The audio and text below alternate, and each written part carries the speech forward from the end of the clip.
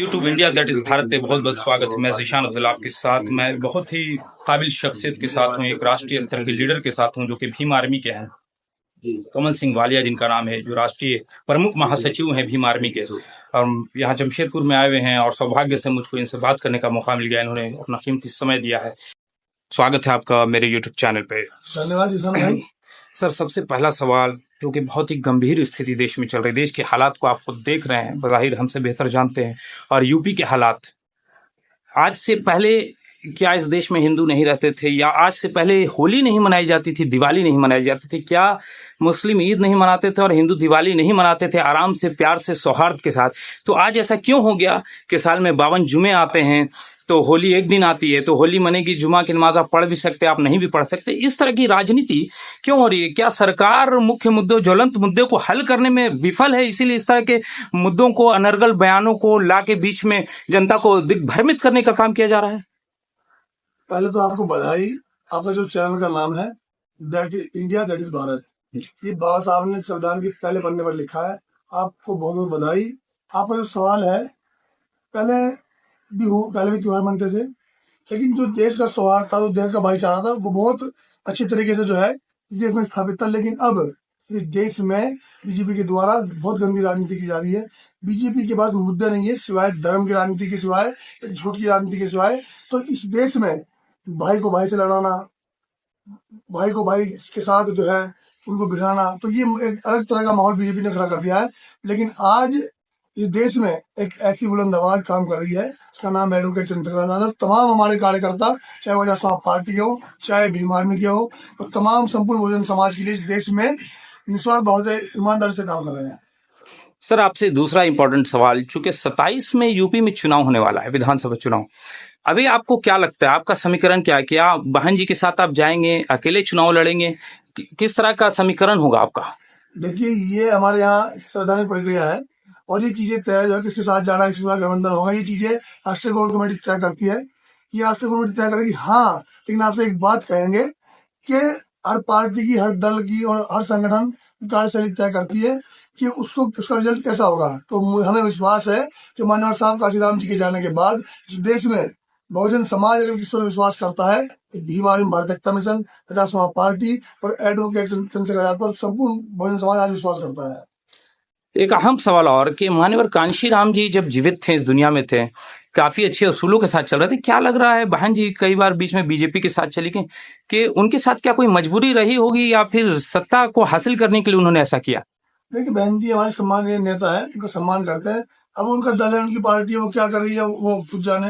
बहन जी मुझे अच्छा लग रहा है वो कर रही है, लेकिन हम अपने अपने दल के बारे में, अपनी पार्टी के बारे में, अपने संगठन के बारे में बताएंगे कि हमारा संगठन आज अगर बीजेपी के खिलाफ अगर कोई लड़ रहा है, और आज इस बहनों के मान सम्मान, स्वाभिमान की बात अगर कोई कर रहा है, देश के युवा के रोजगार की अगर कोई बात कर रहा है, तो वो आजाद समाज पार्टी है, भीम आर्मी है। और एक ऐसा नेता जो बिना डरे, बिना रुके, बिना झुके, और ऐसा कोई नोट नहीं बना जो एडवोकेट चंद्रशेखर आजाद और भीम आर्मी के कार्यकर्ताओं को खरीद सके, बिना बिके इस बहुजन समाज के लिए ईमानदारी से आवाज उठा रहा है।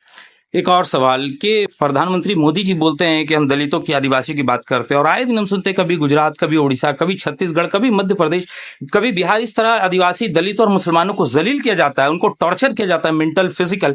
इस पर क्या बोलेंगे? क्या दोहरी नीति है बीजेपी की? दोहरी नीति नहीं, गंदी नीति है। देखिए, प्रधानमंत्री क्या बोलते पूरा देश जानता है। उनसे बड़ा झूठा तो मेरी समझ में इस देश में नहीं है। वो तो कहते हैं कि बेटी बचाओ बेटी पढ़ाओ, और उनकी जब से 2014 से अब तक, जब तक उनकी सरकार है, इस देश में ऐसा कोई राज्य नहीं है, ऐसा कोई जिला नहीं जहाँ बहन बेटों का शोषण ना होता हो, जहाँ उन पर अत्याचार ना होता हो, जहाँ इस बहुजन समाज पर लाठियां न बरसाई जाती हो। तो उनकी और कथनी और करनी में बहुत अंतर है। अब जनता समझ चुकी है, और आप देखिएगा बीजेपी के पतन की शुरुआत 2027 में उत्तर प्रदेश से होगी। उत्तर प्रदेश से होगी पतन की शुरुआत, ये बात आप कह रहे हैं, लेकिन ईवीएम एक बहुत बड़ा सपोर्ट बन के बीजेपी के लिए खड़ा। ये मैं नहीं कह रहा, ये बहुत सारी जो एविडेंस, इसका सबूत मिला, इसका काट किस तरह करेंगे? देखिए, पूरा देश जानता है कि भीम आर्मी का डंडा और झंडा बहुत मजबूत है, लेकिन हम इन लोगों ने बहुत जोर लगाया। हमने साफ साफ कहा था जिलाधिकारी महोदय को कि अगर एक वोट से भी जीतेंगे एडवोकेट चंद्रशेखर आजाद, आपको जिताना होगा, वरना तैयार है ना।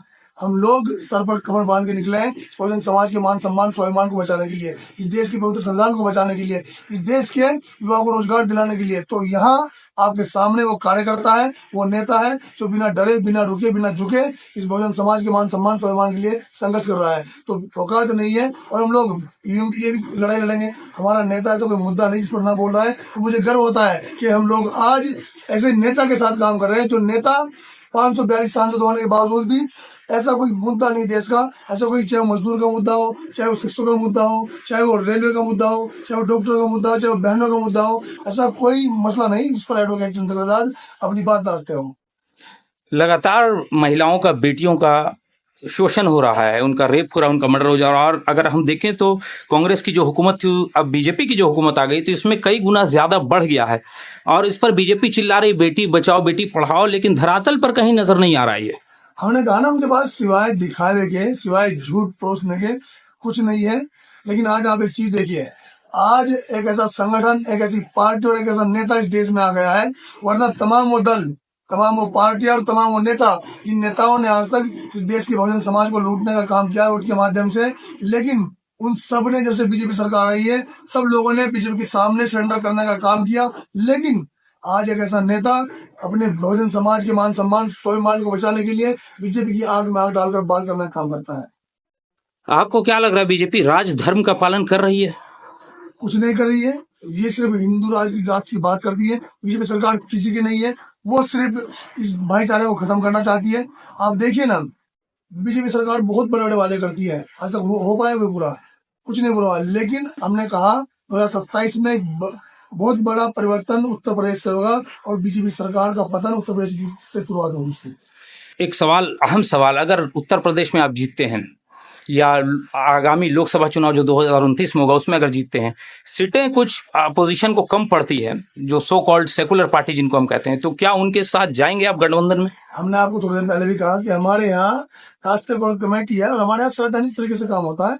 राष्ट्रीय कोर कमेटी तय करेगी, वो हम लोग करेंगे। बहुत बहुत धन्यवाद हमसे बात करने के लिए।